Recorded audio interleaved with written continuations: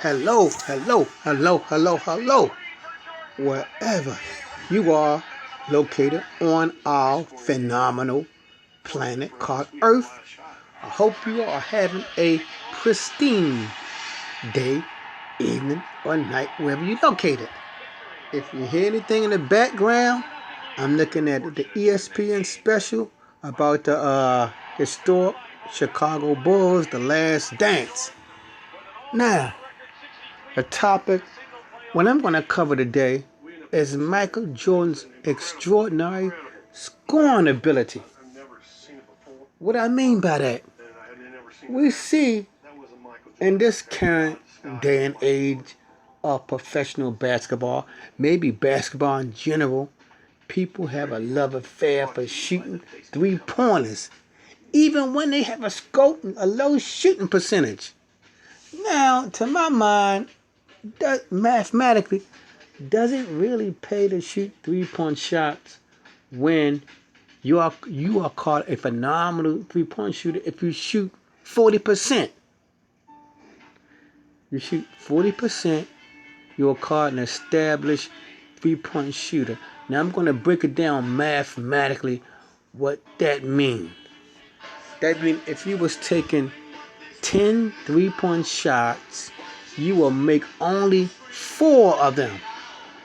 6 of your shots would be missed. I'm going to take it even further.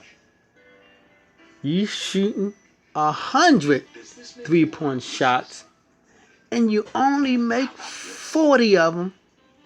60 of your shots bouncing off the rim, hitting a backboard, but they're not going in. So, is a three-point shot really a worthwhile shot? But anyway, getting back to Michael Jordan, I learned from other YouTubers, and just by watching him, he was a phenomenal scorer. Yes, Michael Jordan was a phenomenal scorer. By that, I'm not saying, because you remember, Michael Jordan was only, I guess, 6'6". That's decent NBA height, but he wasn't no 250 pounds. Michael Jordan, for the most part, wasn't pounding his way to score a bucket like some people or stars today may do. I ain't gonna name no names. Michael Jordan, I believe he only weighed like 100 at his most. At his most, his greatest weight, I believe he was only weighed 190 plus pounds. So he was not a type of player who turned around and backed you down into the basket. He shot the ball only 4 feet away from the basket. During his era, as you know, the three-point shot wasn't like it is today.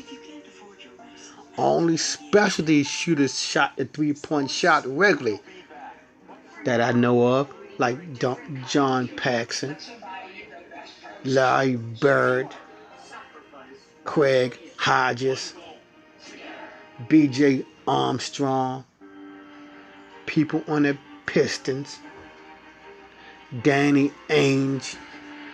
That's my limited knowledge of people who had the green light to shoot a three-pointer whenever they felt like it.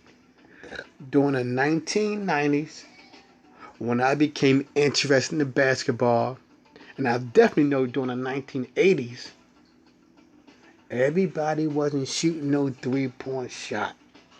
They wasn't. It wasn't no three-point festival, a three-point harvest like it is today. Now, when I said Michael Jordan was a phenomenal scorer, because I meant when I'm watching this ESPN specials, I've seen Michael Jordan. I never saw him in person, but I watched him on TV a lot. He rarely backed the man down. He rarely shot the ball 4 feet from the basket. He usually shot the ball 18 or 20 feet from the basket. I heard that, along with Wilt Chamberlain, historically, He is one of the greatest scorers in NBA history. And what I mean by that, I think he has one of the high scoring percentages in NBA history. I'm not going to take those the Washington Wizard years into effect because he only came back to the NBA for political reasons. He ain't come. Just to say I'm bored playing. I'm bored playing. I'm bored playing golf all day. He didn't come back to the Wizards because he was saying I'm bored playing blackjack and poker. He came. He joined the Wizards for political reasons. But when he was a Chicago Bull player at his zenith, I think he was shooting like 51%. And like I said, he didn't dunk a whole lot. He dunked, but he ain't dunk all the time. He wasn't and even when he got to the basket, even when he shoot the ball 2 feet or 4 feet from the basket, he had to make trick shots, circus shots. He did not pound a person down, except if the person was smaller than him. If the person was like 6 feet, 160 pounds, or someone like Allen Iverson, Allen Iverson, yeah, he would post them up and pound them down. But you remember, most NBA players was in the 6'4" range, so he wasn't backing those men up into the basket like the centers did in those days. Michael Jordan was always shooting from the 18 to 20-foot range. And when he did gain weight, he only gained weight for one reason from what I heard. Michael Jordan only started lifting weights so his body can endure the punishment that the Pistons were giving him in the playoffs. So he wasn't lifting weights to go up against Clyde Drexler. He wasn't lifting weights to go against Charles Barkley. He wasn't lifting weights to go against Dominique Wilkins. He only started lifting weights, from what I heard, and I can believe it, to make his body more durable so he can withstand vigorous, hard punishment. That's it. Like I said earlier, he's one of the highest scores percentage-wise in the NBA history. If anybody say they broke Michael Jordan records, whatever record he had, whatever scoring record he had, when they break it, did they break it in the same amount of time or less that he broke it, that he made the record? Did you attain his record in the same amount of time that it took him to do it, or did you do it a short amount of time? And we know the truth. But most people break a Michael Jordan record. It took them at least 4 or 3 years longer than he took to do it because he was such an efficient scorer. And he was an exceptional free throw shooter.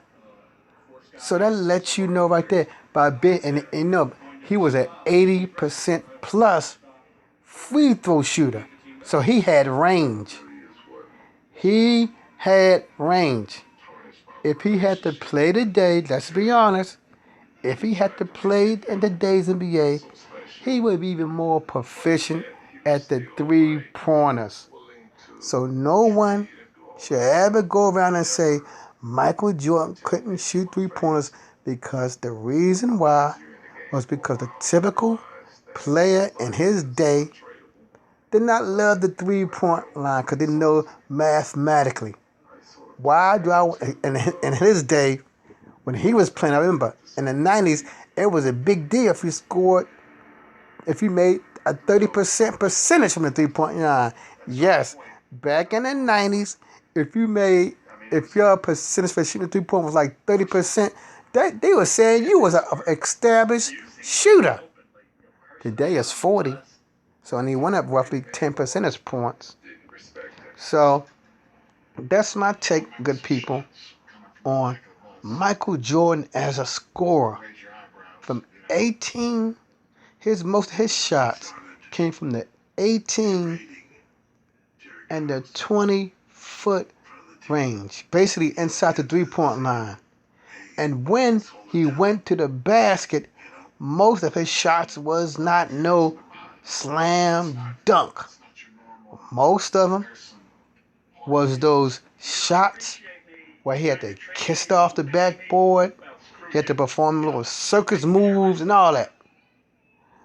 If you enjoy this video, my discussion about Michael Jordan being a prolific scorer, give me a thumbs up.